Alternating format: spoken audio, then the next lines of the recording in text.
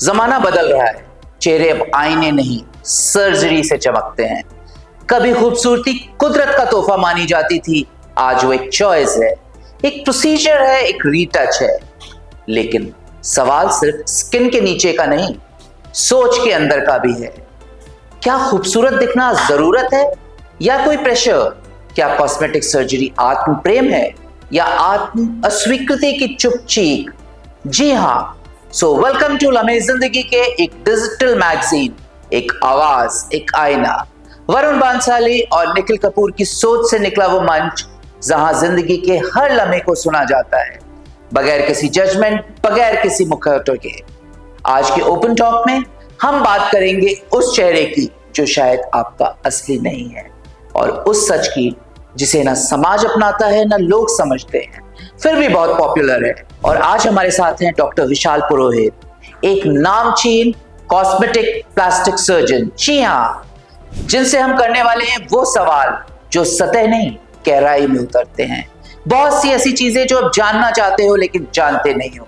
तो जुड़िए लम्हे जिंदगी के साथ, जहां हर चेहरा, हर सोच, हर सर्जरी के पीछे छुपे हैं वो लम्हे जो हमें इंसान बनाते हैं, सिर्फ सुंदर नहीं। वेलकम डॉक्टर साहब, it's such a pleasure to have you here. Thank you so much. Firstly, so I must compliment your smile. You've got an excellent smile, so every time I meet you, I feel like talking to you. Thank you. So, हर बार की तरह आप भी सोच रहे होंगे कि इस बार का हमारा रैपिड फायर राउंड क्या होने वाला है। डॉक्टर साहब, we have 10 questions. बिल्कुल पूछिए। ठीक है ना? बोलो, I know that you are going to be.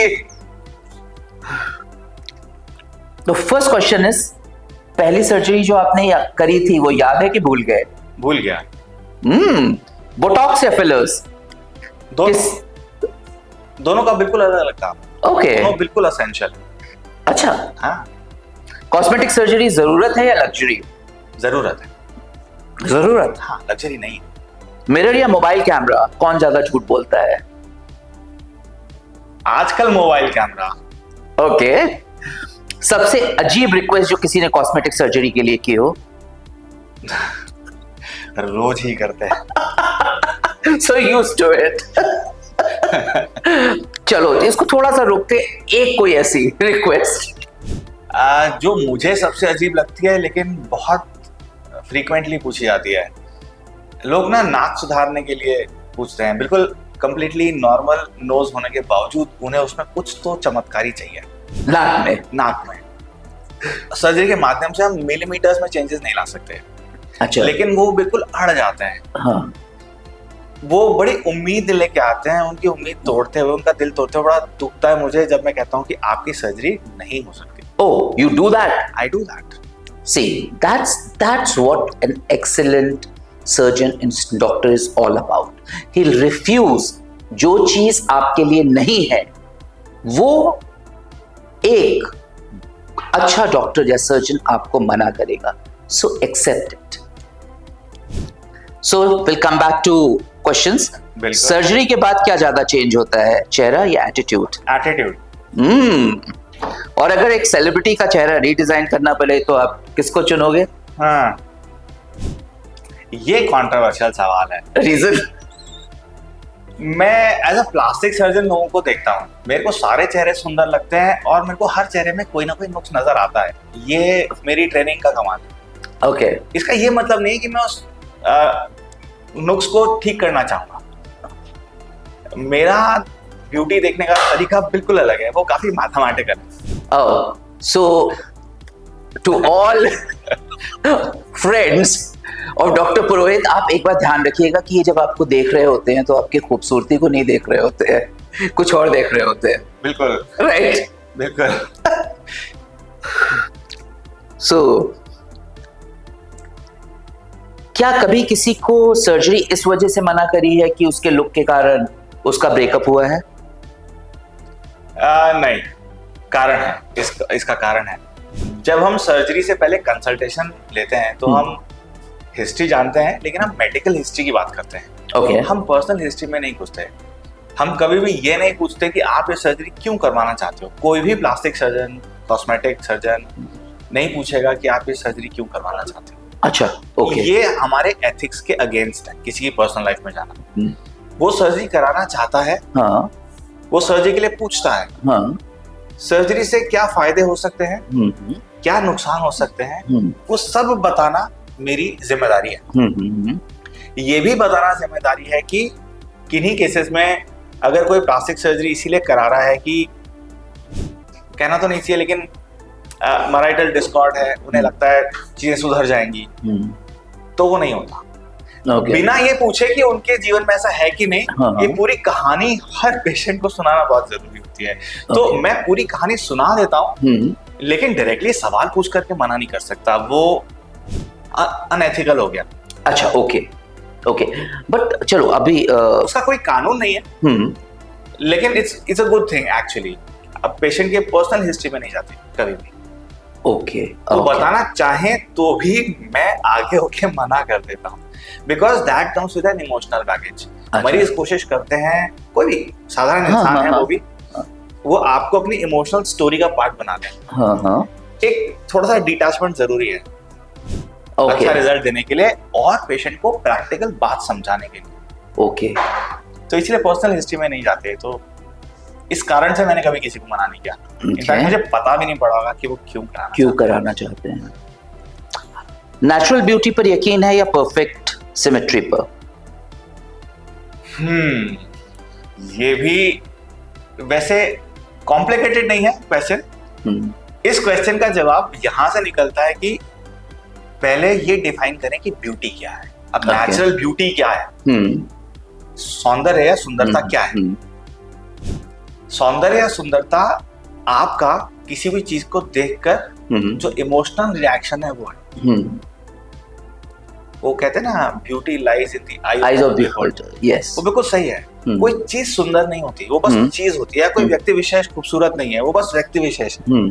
आपकी आंखें, आपका दिमाग उसे सुंदर पढ़ रहे हैं, तो आपका दिमाग उसे सुंदर क्यों पढ़ रहे हैं?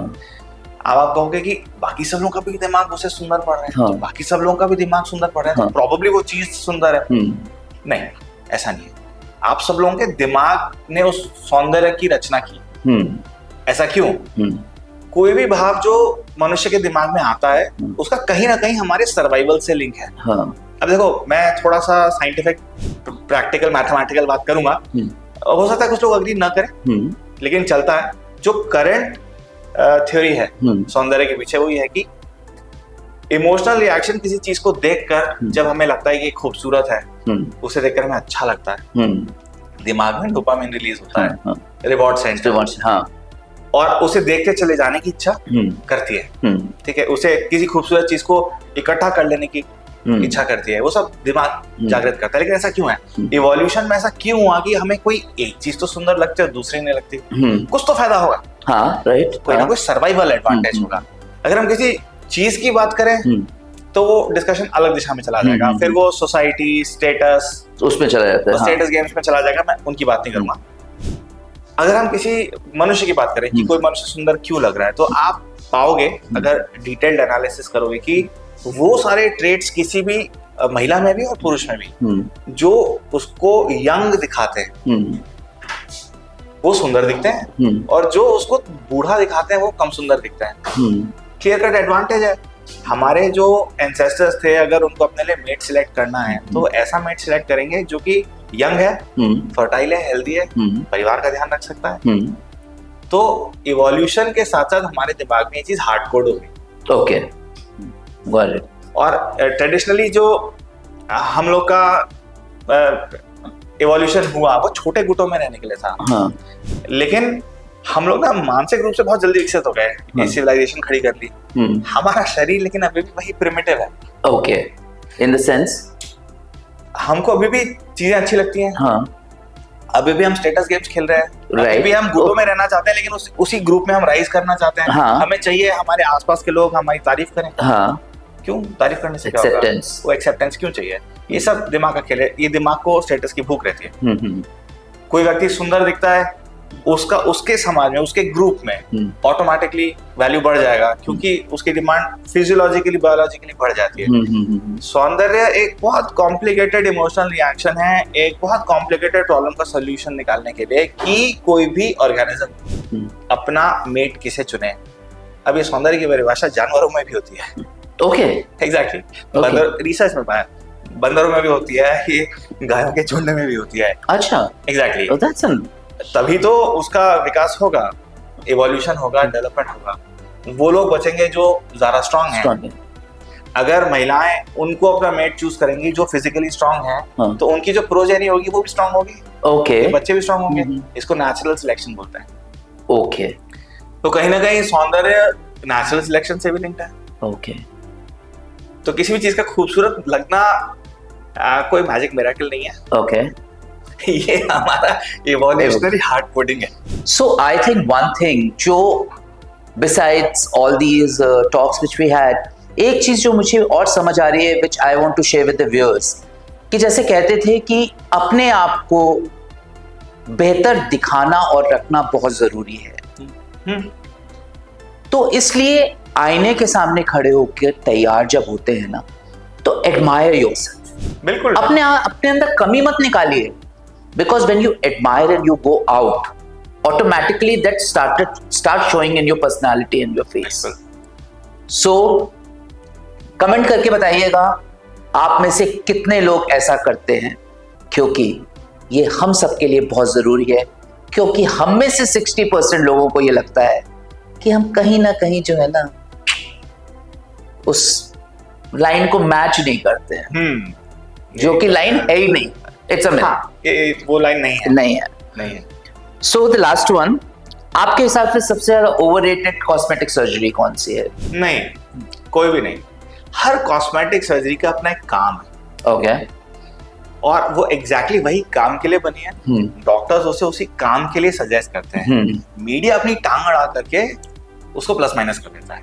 अच्छा, ओके। ये जो आप ओवररेटेड कह रहे हो वो वक्त के साथ बदलता आता है। कभी लाइपोसक्शन को चढ़ा देते हैं, कभी नोज जॉब को चढ़ा देते हैं, कभी बोटॉक्स फिलर्स को चढ़ा देते हैं, कभी तो सारी कॉस्मेटिक सर्जरी सही हैं, सही जने के लिए करना चाहिए। लोगों के लिए ये जानना जरूरी है कि क्या ये हमारे लिए उचित है। हाँ, लाइक जब आपके होंठ बहुत पतले हैं तो आप क्या कराते हो? टू मेक फिलर्स करते हैं। और जब आपके ऑलरेडी नेचुरल रूप से फिल्ड हैं तो आपको लगता है यार ये तो बड़े मोटे हैं। हाँ, एंड यहाँ पे एक प्रॉब्लम होती है, स्पेशली अगर हम देखेंगे अपना बॉलीवुड या हॉलीवुड में, when you get these kind of things done, so you are trolled. और जब आपके ऑलरेडी होते हैं then also you are trolled. बिल्कुल। सो कहीं पे आपको ये चैन नहीं है। ये जो ट्रोलिंग है ये इसीलिए है क्योंकि इसका सौंदर्य से कोई लेना देना नहीं है। वो मैंने आपको पहले बताया था, मनुष्य स्टेटस गेम खेलता है अपने ग्रुप में राइज करने के लिए। जब वो नहीं कर पाता है तो एक नया गेम पकड़ लेता है। ओके, अब वो ट्रोलिंग के अंदर राइज कर रहा है ना, हाँ, वहां से उसको स्टेटस की प्राप्ति हो रही है। बड़ा सिंपल है, जिसे ह्यूमन साइकोलॉजी 101। हाँ, कोई भी आपको ट्रोल कर रहा है, आप उसकी बिल्कुल चिंता मत करो। Okay, avoid. मेरा पर्सनल ओपिनियन है, hate is a kind of love. That's true. ठीक है, तो स्पेशली क्योंकि मैं इस कॉस्मेटिक प्लास्टिक सर्जरी की इंडस्ट्री में हूँ काफी टाइम से, और बहुत सारे बडिंग इन्फ्लुएंसर्स, वो लोग जो ऑलरेडी सिनेमा स्क्रीन पे हैं, वो भी मेरे से ओपिनियन के लिए आते हैं। और मैं बातों में ये पाया है कि all of them are actually affected by online trolls. वो लोग हमेशा यही चीज को लेकर परेशान रहते हैं कि कमेंट्स में क्या लिखा है। ओके, पता नहीं क्यों, पॉइंट नहीं है। मैं उनको ये समझाता हूँ कि आप ये देखो कि जितने ज्यादा कमेंट है आपको उतना प्यार मिल रहा है, वो नेगेटिव में है चाहे वो पॉजिटिव में है। राइट। तो ट्रोल्स की तो चिंता करनी नहीं। आपको वो करना है जो आपको लगता है आपकी सिचुएशन के लिए जरूरी है। अब जैसे कोई कलाकार है, उसने और लिप फिलर कराया क्योंकि अगली मूवी के लिए उसको वो लुक चाहिए, तो जरूरी है। अगर लुक के लिए किसी को बहुत मोटा होना है तो वो लोग वजन भी बढ़ाते हैं, और फिर अगले सीन के लिए अगर उन्हें बिल्कुल रिप दिखना है तो बॉडी भी बनाते हैं। राइट। एक टाइम था जब जिम जाने को बड़ा नेगेटिव देखा जाता था। मैं छोटा था तो हमें कहा जाता था कि अच्छा अब तुम जिम जाओगे, तुम शरीर बनाओगे। उसको इतना नेगेटिव लाइट में रखते थे, अब वो एकदम मेन स्ट्रीम हो गया, एकदम इम्पोर्टेंट। अगर आप नहीं जाते हो तो यू आर मिसिंग समथिंग। आज कोई लड़का अगर जिम नहीं जाता तो लोग उसे बड़ा गलत देखते, क्यों नहीं जाता, क्यों एक्सरसाइज नहीं करता, क्यों अपने आप को सुंदर नहीं बनाने की कोशिश करता। टाइम की बात है। So basically there certain myths about cosmetic surgery, जिसमें कि एक मिथ है कि it's only for rich and famous. Is it a fact? It used to be for the rich and the famous, क्योंकि इनिशियली जब कॉस्मेटिक प्लास्टिक सर्जरी हुई तो उसको प्रैक्टिस करने वाले बहुत कम सर्जन थे और डिमांड प्रोपोर्शनेटली उतनी ही थी। हाँ। अब मेन स्ट्रीम में आ गया है, बहुत सारे सर्जन हैं, हर हाँ। शहर में आपको मिल जाएंगे। हाँ। तो अब वो रिच एंड द फेमस के लिए नहीं रहा, ओके, अब सबके लिए है। It's just another surgery. Okay. अरे आप कोई सर्जरी कर रहे हैं हाँ। इस इंटेंशन से कि सुंदर होना है, तो उसे कॉस्मेटिक सर्जरी कह दीजिए। हाँ। आप ऐसे समझिए, हाँ। हमें किसी की नाक सुंदर बनानी है, हाँ। तो दो कारण हो सकते हैं सुंदर बनाने के। हाँ। एक तो किसी एक्सीडेंट में वो टूट फूट गई, हाँ। तो अब हम माइनस में है जिस चीज को उठा करके नॉर्मल बनाना है। हाँ। इसको क्या कॉस्मेटिक सर्जरी बोलेंगे? इसे बोलते हैं reconstructive plastic surgery. Yes, okay. अब जब यही रिकंस्ट्रक्टिव प्लास्टिक सर्जरी नॉर्मल या हाँ। लगभग नॉर्मल नाक को और बेहतर बनाने के लिए की जाए, हाँ। तो आपने उसे कॉस्मेटिक सर्जरी का नाम दे दिया। So basically it's cosmetic which is height. हाँ, the result is height. Surgery के प्रोसीजर तो वही है, just surgery. Okay, special. Okay.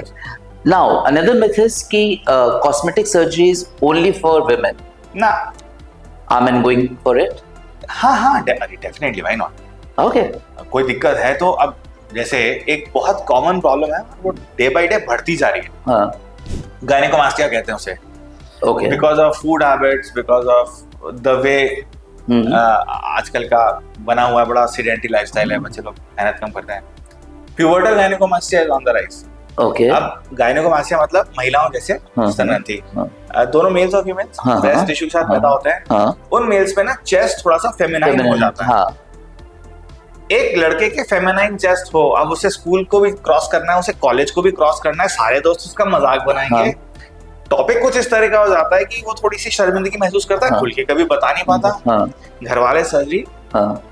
करने के लिए जो ओपन है सोचते हैं, कुछ हाँ। लोग रिजर्व रहते हैं, लेकिन यहाँ हम प्रॉब्लम सॉल्व कर रहे हैं, सर्जरी करके उसे नॉर्मल बना रहे हैं। हाँ। एक तरह की कॉस्मेटिक हाँ। Plastic surgery. इनफैक्ट गायनेकोमास्टिया सर्जरी को तो सरकार ने कॉस्मेटिक सर्जरी की श्रेणी में रखा हुआ है, वो Okay. किसी इंश्योरेंस में कवर नहीं होती। ओके। तो जो सर्जरीज इंश्योरेंस में कवर नहीं होती हैं, हाँ। कॉस्मेटिक सर्जरीज हाँ। कहलाती हैं, हाँ। उन पे जीएसटी भी लागू है। नॉर्मल सर्जरीज पे नहीं है जीएसटी, कॉस्मेटिक सर्जरी में जीएसटी है। Okay, so that is one thing which is very important कि हमें सरकार को ये कहना पड़ेगा। हम लोगों ने कोशिश की ये कहने की सरकार को, अब आपके चैनल के माध्यम से भी कहने की कोशिश करेंगे कि यहाँ पे हम किसी की मानसिक बीमारी का सोल्यूशन भी तो निकालने की कोशिश कर रहे हैं। हाँ। वो डिप्रेशन में है, अगर अपने हाँ। शरीर को लेकर के और उसके लिए छोटा सा प्रोसीजर किया जाए, हाँ। तो उसे भी इंश्योरेंस के दायरे में रखना चाहिए। राइट, नहीं रखा हुआ है। राइट। अभी हमारे देश ने मेंटल हेल्थ को इतना इंपॉर्टेंस नहीं दिया। हाँ, जबकि mental health I think is more important then physical health, because अगर आपकी मेंटल हेल्थ परफेक्ट है तो आपकी फिजिकल हेल्थ बहुत जल्दी इंप्रूव करती है। Definitely. So, I want all of you to comment so that we can form a group और हम आगे इस चीज को खुल के बोल सके कि यस, हमें ये सहूलियत चाहिए अपने लिए। एक और है डॉक्टर साहब कि cosmetic surgery and plastic surgery क्या ये एक ही है कि अलग अलग है? एक ही है। एक ही है। मैंने आपको बताया ना, इंटेंशन अलग अलग है। हाँ। सर्जरी के स्टेप्स वही हैं। सर्जरी को अगर हम टेक्निकली देखें तो it's surgery. Okay. When the intention is to make somebody prettier then what they are, तो आपने उसको कॉस्मेटिक का नाम दे दिया। और अगर इंटेंशन किसी कुरूप को नॉर्मल बनाना है, हाँ, मतलब कोई बाय बर्थ कोई प्रॉब्लम्स हैं, हाँ, डिस्फॉर्मेशंस हैं या इन एक्सीडेंट कुछ ऐसा हुआ है, क्लेफ्ट लिप पैलेट है, कोई हाँ। बच्चा पैदा हुआ उसका होंठ कटा हुआ, अपन ने उसको रिपेयर किया तो क्लेफ्ट लिप पैलेट सर्जरी की, वो प्लास्टिक सर्जरी का उसको लेबल दे दिया। ओके, तो लेबल्स अपन लोगों ने दिए हैं, जो प्रोसीजर है वो तो सब सर्जरी है। So that's also not covered in insurance? नहीं, cleft lip palate is covered in insurance. Okay, it is. Okay, that is covered. Okay, and कई बार एक आई थिंक हम सब एंड स्पेशली जो थोड़ा सा एल्डरली लोग हैं उनको लगता है कि cosmetic surgery and plastic surgery के जो रिजल्ट्स होते हैं वो हमेशा नेचुरल नहीं होते हैं और बहुत ऑब्वियस हो जाते हैं, तो इज इट राइट और नो? नहीं नहीं, ऐसा नहीं है, ऐसा नहीं है। हाँ। ऐसा नहीं है ना, मेकअप करने जैसा है। आप मेकअप करके आए हैं, बड़ा नेचुरल था, हाँ। जिसको आजकल ये लोग न्यूड मेकअप बोलते हैं। हाँ, यस। कोई दूर से देख के बता नहीं सकता आपने मेकअप किया, वैसे ही लगता है ग्लो कर रहे हैं। और खूब सारा केकी मेकअप करना है तो हर आदमी बता देगा मेकअप करके आए हैं। ओके। रिक्वायरमेंट है तो केकी मेकअप भी करते हैं। सर्जरी अगर सही चीज के लिए की जाए, हाँ। जो आप चाहते हैं उसके लिए, आपको पता है आप क्या चाहते हैं और फिर आप सर्जरी कर रहे हैं, वो बहुत शानदार रिजल्ट देती है। इतना नेचुरल रिजल्ट देती है कि देख के बता नहीं सकते। उसका बहुत बढ़िया उदाहरण है हेयर ट्रांसप्लांट। ओके। कितने कलाकार हैं ऐसे हाँ। ऑन स्क्रीन जिन्होंने हेयर ट्रांसप्लांट करा रखा है। मैं किसी का भी नाम नहीं लूंगा, सबको वो नाम पता है, नाम लेने की जरूरत नहीं है। लेकिन जब वो मूवी में ऐड करते हैं तो वो करोड़ों के बजट वाली मूवी और करोड़ों कमाती है। हाँ। सबको पता है इन्होंने हेयर ट्रांसप्लांट कराया, कंप्लीटली नेचुरल लग रहे हैं। हाँ। कितने क्रिकेटर्स हैं जिन्होंने हेयर ट्रांसप्लांट कराया, कंप्लीटली नेचुरल लग रहे हैं। बहुत सारे सिनेमा कलाकार हैं जिन्होंने राइनोप्लास्टी कराई है, नोज जॉब कराया है। ओके। हमें पता है उन्होंने राइनोप्लास्टी कराई है क्योंकि हमारे पास उनके पहले की तस्वीरें हैं और आज की तस्वीरें हैं। हम कंपेयर करते हैं। हाँ। वो तो छुपाया नहीं जा सकता, वो तो दिख रहा है। हाँ। लेकिन वो नेचुरल लग रहे हैं, सुंदर लग रहे हैं। हाँ, so that's what is important. तो कॉस्मेटिक सर्जरी अगर सही जगह सही तरीके से की जाए तो it gives absolutely natural results. Okay. And does it require maintenance or it doesn't? Sometimes it does, sometimes it doesn't. देखो, जो टेम्पररी प्रोसीजर्स हैं जैसे बोटॉक्स और फिलर्स, हाँ, वो एक वक्त तक रहते हैं, फिर उनको रिपीट करना पड़ता है। अच्छा। And how expensive are Botox and fillers?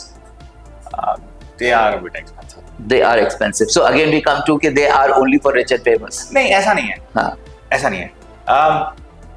आप ना उसकी कॉस्ट को हाँ, इन्वेस्टमेंट समझ के ऑफसेट कर सकते हो। Okay. अगर किसी व्यक्ति का, किसी हाँ, महिला का काम इस तरह का है कि उनका फेस ना पब्लिक फेसिंग काम है, हाँ, और वो बोटॉक्स करा रही हैं अपने रिंकल्स को स्मूदन आउट करने के लिए ताकि उनका चेहरा काम लगे, वो किसी टीम को लीड कर रही हैं, अपने एम्प्लॉयज के अंदर एक कॉन्फिडेंस सा रहे अपनी सीनियर को देख करके कि देखो कितना काम एंड कंपोज है मैडम, उसको अचीव कर रही हैं, वो तो उनको करियर में ही तो ग्रोथ मिलता है। Okay, right.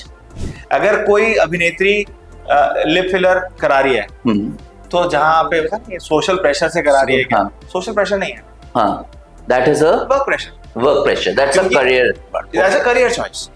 She has to conform to the modern mindset जो लोगों के दिमाग में है उससे। तो सोच की बात है। देखिए, क्या गाड़ी महंगी है? क्या मारुति कार महंगी है? हाँ है। क्या मोबाइल फोन महंगे हैं? हाँ है। लोगों के पास में बड़े टच स्क्रीन मोबाइल फोन हैं, वही काम तो फीचर फोन से भी हो सकता है। बात ही तो करनी है, आपको एक जगह से दूसरी जगह तो जाना है, आप पैदल भी जा सकते हो, आप उस कंफर्ट का ही तो एक्स्ट्रा पैसा दो। Okay, so it's basically all about your career mindset. So वही क्वेश्चन, अगला क्वेश्चन भी इसी पे है कि क्या कॉस्मेटिक सर्जरी ज्यादातर वो लोग कराते हैं जो कहीं ना कहीं मेंटली इनसिक्योर्ड होते हैं अपने बारे में? नहीं, अब मुझे लगता था कि ऐसा है कि इनसिक्योर लोग कॉस्मेटिक सर्जरी करा रहे हैं, लेकिन मैंने मेरी प्रैक्टिस में ये पाया है कि यूजुअली वो लोग जो कॉस्मेटिक सर्जरी कराने मेरे पास आ रहे हैं, they are actually quite bold, they know what they want and they know why do they want that. वो कॉस्मेटिक सर्जरी को एक एक्टिव चॉइस बना के लाते हैं। पैसिवली किसी ने उन्हें धक्का नहीं दिया तुम ये जाके कराओ, तुम प्रेशर में हो, नहीं। They want to advance their careers or they want to advance their life, they want to look the best in their peer group. Insecurity नहीं है, okay, कुछ ना कुछ वो उससे अचीव करना चाहते। okay, so चलो, for the viewers जिनको ये थोड़ा सा प्रॉब्लम है कि it's expensive and everything, let's take an example. मैं अपना एग्जाम्पल ही लेता हूँ, बिल्कुल, ठीक है, मेल और female of my age group. If they want to maintain their skin, hide their wrinkles, what will you advise and how expensive will it be? जो मेरे कंसल्टेशन में एडवाइस होती है वो दो भागों में होती है। एक तो वो कि आप अपने आप को नेचुरली कैसे ब्यूटीफुल रख सकते हो, आपकी डाइट में मॉडिफिकेशंस और वो सब। लेकिन मेरे को पता है आप वो बात नहीं पूछ रहे हो, आप पूछ रहे हो कि आप कॉस्मेटिक सर्जरी या कॉस्मेटिक प्रोसीजर्स के लिए क्या एडवाइस करते हो, जो स्टैंडर्ड प्रैक्टिस है। हाँ, राइट। उनके चेहरे की डिमांड क्या है इस समय, और वो अपने चेहरे में कितना बदलाव चाहती है। जो मोस्ट प्रॉब्लमेटिक एरियाज है उनको एड्रेस करेंगे पहले। मैं इसको आपको ना एग्जांपल देके समझा सकता हूँ, आपको बहुत क्लियरली समझ में आएगा। बिल्कुल। वक्त के साथ हमारी त्वचा पतली हो जाती है, सबको मालूम है, तभी तो लटकती है। अच्छा, ओके, राइट। झुर्रियां भी पड़ती हैं। और अब ये जो लटकी हुई पतली त्वचा है, इसके नीचे हमारे चेहरे की मांसपेशियां हैं। जब हम हंसते हैं, बात करते हैं, आश्चर्य प्रकट करते हैं, सरप्राइज, क्रोध, तो ये सब मांसपेशियां हिलती हैं। उसके ऊपर स्किन चिपकी है, स्किन भी हिलती है। सो दो रिएक्शन शो करते हैं। वक्त के साथ में क्या होता है, त्वचा हो जाती है पतली, मांसपेशी उतनी ताकतवर रहती है। अच्छा। तो मांसपेशी का जो हल्का सा भी मूवमेंट है ना, वो त्वचा के नीचे बिल्कुल क्लियरली दिखता है। तो सारे इमोशंस एग्जैजरेटेड लगते हैं। एक थोड़ा सा वृद्ध अवस्था में किसी का चेहरा हो तो उसको देख के लगेगा कि ज्यादा गुस्सा कर रहा है, नहीं, वो उतना ही गुस्सा कर रहा है जितना बचपन में करता था। वो दिखाई ज्यादा दे रहा है। अब ये हो गई उसके लिए समस्या। आते जाते उसके साथ वाले उसको बोलेंगे, आप टेंशन में हो क्या? नहीं भाई, टेंशन में नहीं हूँ, सो के उठाऊं, खुश हूँ, एकदम मस्त हूँ। लेकिन वो एक चेहरे पे इस तरह का एक बना ही रहता है, वो क्योंकि ऐसा दिख रहा है, वो अंदर से भावना नहीं है। अगर हमें उनके लुक को उनकी भावना से मैच कराना है, तो उसके लिए बोटॉक्स बहुत अच्छा है। ओके। जी, हम ना सामने वाले को देख करके बहुत सारे क्यूज डिटेक्ट करते हैं और उससे परसीव करते हैं कि उसके दिमाग में क्या चल रहा है। हमारा जो चेहरा है, वो हमारी आंखें हैं, वो सबसे पहला क्यू है। अब वक्त के साथ में ये ऊपर वाली पलक और नीचे वाली पलक खुल जाती है, नीचे आई बैग्स बन जाते हैं और ऊपर वाली पलक लटकने लगती है, इसे ड्रूपी आईलिड्स बोलते हैं। जब ये भारी हो जाती हैं तो ये आंखों को, पलकों को थोड़ा नीचे ले आती हैं। उन्हें देख करके कोई भी कहेगा, आप थके थके लग रहे हो। राइट, माताजी रेस्ट करो। राइट। वो ना तो थकी हुई है ना, उसे रेस्ट चाहिए, फुल एनर्जी है उनके अंदर, सो के उठी है वो। लेकिन वो जब खुद को आईने में देखती हैं, उठते ही सुबह नहा धो के आके, तो ऐसा ढला हुआ सा है। एक छोटा सा लोकल एनेस्थीसिया में प्रोसीजर होता है, ब्लेफरोप्लास्टी। एक्स्ट्रा स्किन को हटा के उसको वापस से सेट कर देते हैं। It's a cosmetic plastic surgery, a very simple cosmetic plastic surgery that changes them, makes them feel better about themselves. Okay. So it is needed. अब किसी के चेहरे में एग्जैक्टली कितना चाहिए, रियलिस्टिक उसमें हाँ। अब कोई महिला आके मेरे को आज तक ये नहीं बोली कि मैं 60 साल की हूँ, मैं 22 साल की दिखना चाहती हूँ। नहीं। लोग आके मुझे बोलते हैं मैं 60 साल की हूँ, 75 लग रही हूँ, मुझे 60 का ही बना दो। She wants to look prettiest in her peer group. 45 साल की महिला चाहेगी कि वो अपने 45 साल की महिलाओं के ग्रुप में सबसे सुंदर दिखे, उसे छोटा नहीं दिखना, 25-26 नहीं दिखना।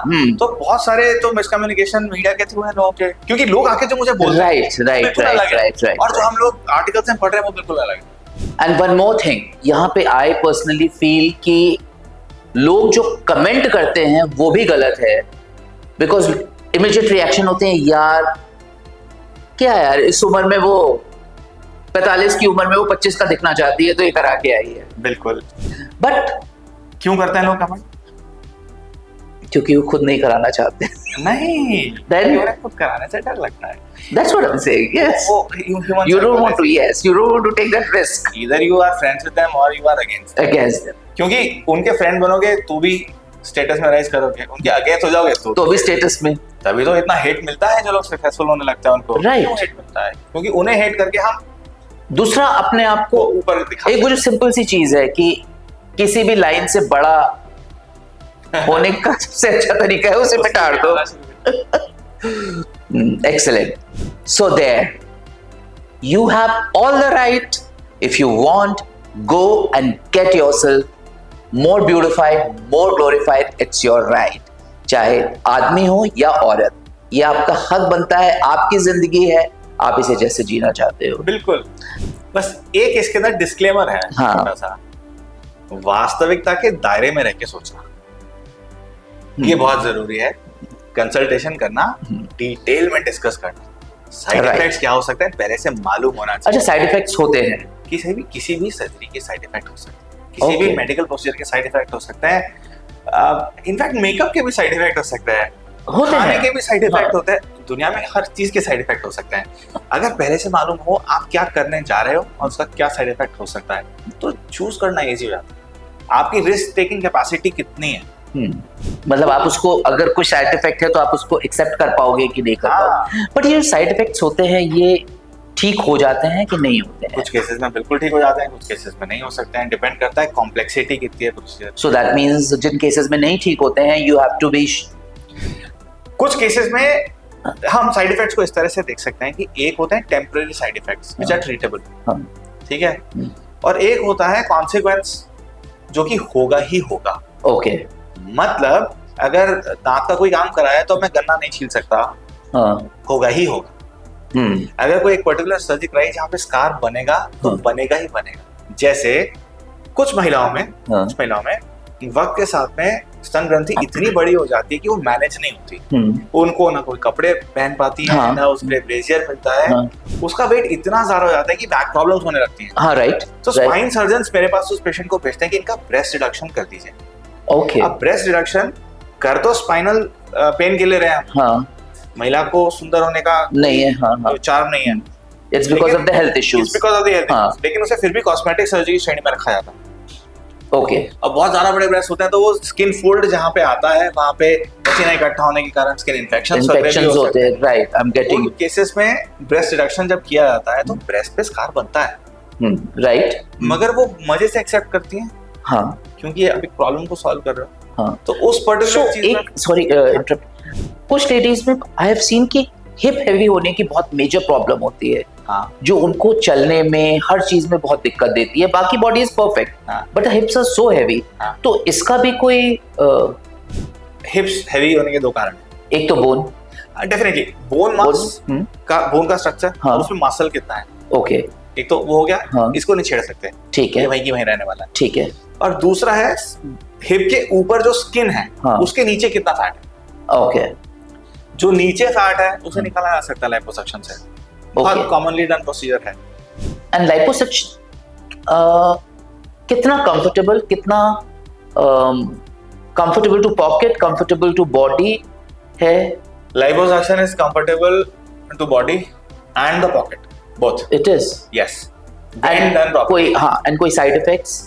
व्हेन डन प्रॉपर्ली शून्य, नहीं, ना के बराबर। तो उसके बाद आपको अपने खाने में और बाकी लाइफस्टाइल में, बिल्कुल सही सवाल, बिल्कुल सही सवाल। हाँ, because I know, let me, because आप जाएंगे डॉक्टर पुरोहित के पास तो first thing will tell you अपनी ईटिंग हैबिट्स, अपने लाइफस्टाइल को चेंज करो, आप खूबसूरत खुद लगने लगो। बिल्कुल बिल्कुल, ये इसमें तो कोई डाउट है ही नहीं, ये बिल्कुल सही बात है।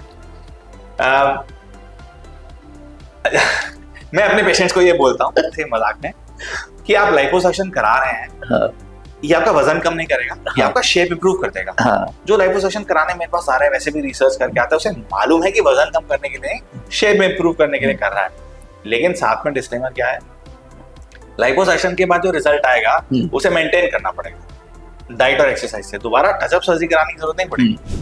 अगर आप ये सोचते हैं कि आपने लाइपो करा लिया, अब आप बस जयपुर की सारी आइसक्रीम खत्म कर देंगे, तो गड़बड़ हो जाएगी। जहां से मैंने फैट निकाल दिया, हाँ, वहां लगभग फैट दोबारा नहीं आएगा, हाँ, ओके, थोड़ा बहुत आ सकता है, हाँ, लेकिन बाकी शरीर का क्या, बाकी जगह इकट्ठा होने लगेगा, oh shit, so then you automatically आपका वो शेप जो बॉडी का है वो अलग से डिस्प्रोपोर्शनेट हो जाएगा। लेकिन ऐसा कभी नहीं हुआ मेरी प्रैक्टिस में, मैंने आज तक नहीं देखा, इतने साल हो गए, कि किसी ने लाइपोसक्शन कराया हो और अपने आप का ध्यान नहीं रखा हो। बात ये नहीं कि उन्होंने इतना खर्चा कर दिया इसीलिए अब वो उसको मेंटेन करने में लगे कि भाई हमारा इन्वेस्टमेंट नहीं खराब हो जाए, ऐसा नहीं। And how much investment it is? Depends कितना बड़ा प्रोसीजर है। For someone like me who's like 109 kgs, उसमें ज्यादा है, क्योंकि उसमें डायरेक्टली लाइपोसक्शन नहीं कर सकते हैं। अच्छा, उसमें पहले डाइट एंड एक्सरसाइज की मदद से, मेडिसिन डिपार्टमेंट की मदद से आपके बॉडी को एक स्टेबल वेट तक लेके आएंगे। अच्छा, क्योंकि हर प्रोसीजर पे खतरा होता है, हम ऐसे आंख बंद करके किसी का भी प्रोसीजर नहीं कर सकते। बॉडी वेट ना नॉर्मल BMI रेंज में होना चाहिए, अगर वो उससे जरा सा भी ज्यादा है तो पहले उसे बाकी तरीकों से कम किया जाता है, अच्छा, फिर लाइपोसक्शन किया जाता है, इसमें रिजल्ट्स गड़बड़ होते हैं। ओके,